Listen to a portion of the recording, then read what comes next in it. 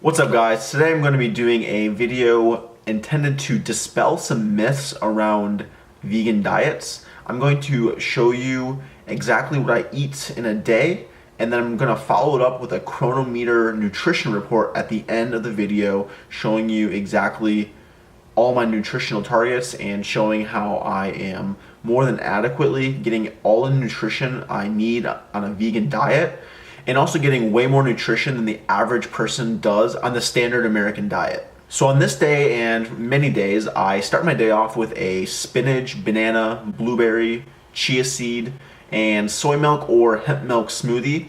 On this day, I opted for the hemp milk, but nowadays I tend to go with the soy milk because it has a higher protein content, lower fat content, and I try to stick to brands that don't have too many ingredients in it. West Soy is my personal favorite brand because they have options that have a single ingredient list on them containing only soy.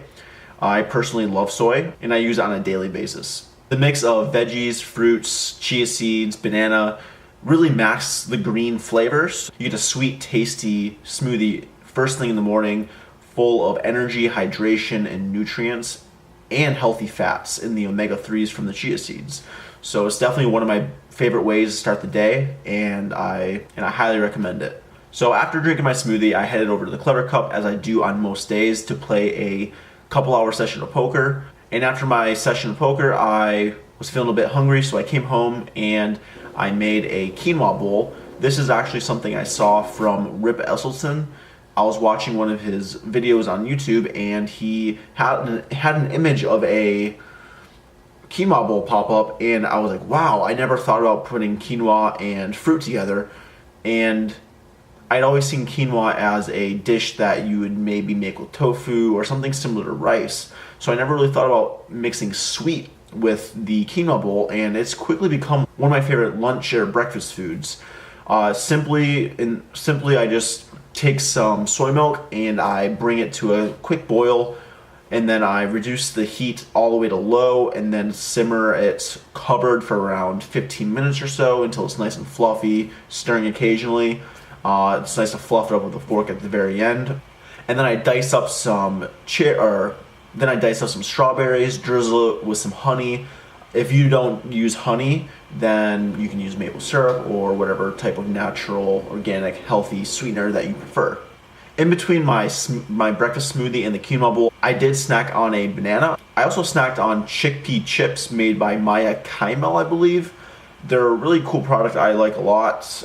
It's really low sodium, they're low in fat from my understanding, and all around really tasty with some hummus. So that will be reflected in the Cronometer report at the end. So after the quinoa bowl, I was feeling the urge to go pump some irons. So I went over to the UFit gym and spent about an hour and 15 minutes or so working on my chest and triceps. And when I got home, I was feeling a little bit hungry, so I went ahead and made a protein smoothie. I used 2 scoops of Sun Warrior protein powder. I like the mocha flavor. I used a half cup of cashews, a quarter cup of oatmeal, and then hemp milk once again. You'll see me using a lot of hemp milk in this day. It was something I was trying out. I thought it would be a good idea, but looking at the nutritional components of it, I wasn't overly impressed, and I do prefer soy milk at this point. At that day, I was loving the hemp milk though. So while snacking on my smoothie, I went ahead and played another session. And after my session, I went ahead and meal prepped a little bit of food. I was planning to play in a tournament later that evening. I had a free ticket offered by the company that I play through, so I wanted to have some food prepared in advance for a little bit later. So I went ahead and made a rice dish with brown rice, a full carrot, about a half a white onion, a few garlic cloves, and an entire package of seitan. Seitan is not the devil. It does sound very similar to Satan, but it's seitan. It's a wheat gluten, so if you're gluten-free, you should probably steer clear of this product, but if you can tolerate gluten, it is a really nice substitute. It's got a nice texture, nice meaty texture, something you can bite into. It has a very high protein content, I think around 21 grams per serving, so the entire package has around 63 grams of protein in it, which is quite high and quite impressive if you ask me. I threw in some spices like turmeric, cayenne pepper, oregano, and let that steam in my rice cooker for around 45 minutes. And as you can see, the seitan looks pretty sweet. It kind of reminds me of like a roast beef or steak type thing.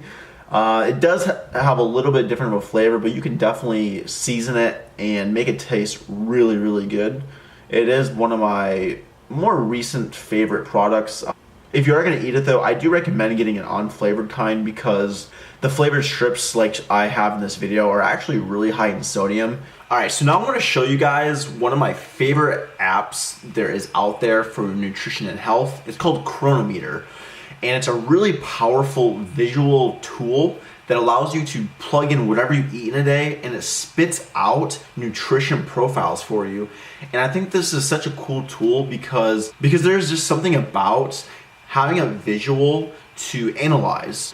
Through putting in everything you eat in a day, you're able to see exactly what's going into your body and you get a direct feedback of what foods contain and where your nutrition may be lacking and where you can improve. So today I just want to look at a few things on my nutrition for my vegan day of eating. The first thing I want to look at was my protein intake. I got a whopping 190 grams of protein, and as you can see, all of the branched chain amino acids were hit. And a really fun fact about that actually is I entered in a cherry one time, and although it was a low percentage because it's a cherry, all of the amino chain acids were hit from eating a cup of cherries. Now, not all foods are like that, but I think it's a really common misconception around protein and not being able to get adequate amounts on a vegan diet, which is completely ridiculous. Next, I want to look at my fiber intake. I got a whopping 76.2 grams of fiber for the day. That's about 5 times or so the amount of the average American. I think the average is around 15 grams for most Americans. So as you can see, I'm very regular, and that makes a lot of sense why a lot of people who aren't on vegan diets are probably backed up and struggling with constipation or just feeling really sluggish or backed up. Another interesting thing is my calcium was 157% for the day without any dairy. So it's kind of eye-opening that I got so much calcium with no dairy. Another pretty cool thing was my omega-3 for the day. I got a 4.7 gram intake, and that tallied up to around 293% for the day, exceeding the recommended daily amount by around 3 times. Something else that's really cool about getting all that omega-3 from the plant-based sources such as chia seeds is my cholesterol was a big fat goose egg. No cholesterol went into this body, and that's pretty great and is definitely gonna benefit me in lowering my risk of heart disease. So if y'all aren't actively engaging your nutrition on a daily basis through tools such as Cronometer, I think MyFitnessPal is another pretty cool one. I haven't personally used it, but I have heard other people talk about it.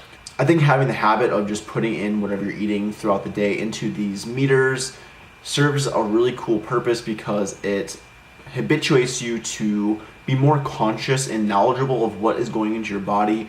And when you have those visuals and that insight, you're able to make better decisions and see where maybe you need to improve or maybe where you need to cut out in your diet.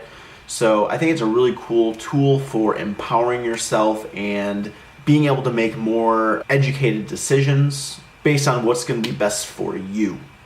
But as you can see, on a vegan diet, it's very easy to get all the nutrition that you need. I hope this video and future videos can help to clarify that for anyone who has any hesitation or anyone just looking for some ideas on what to eat. This is definitely a work in progress, but if you do like what I'm doing, if you like this video, found it helpful, informative, whatever, please leave a comment below. Tell me what you think, like this video, and I will see you next time. As always, I make these videos for the animals, the planet, and our health. Vegan.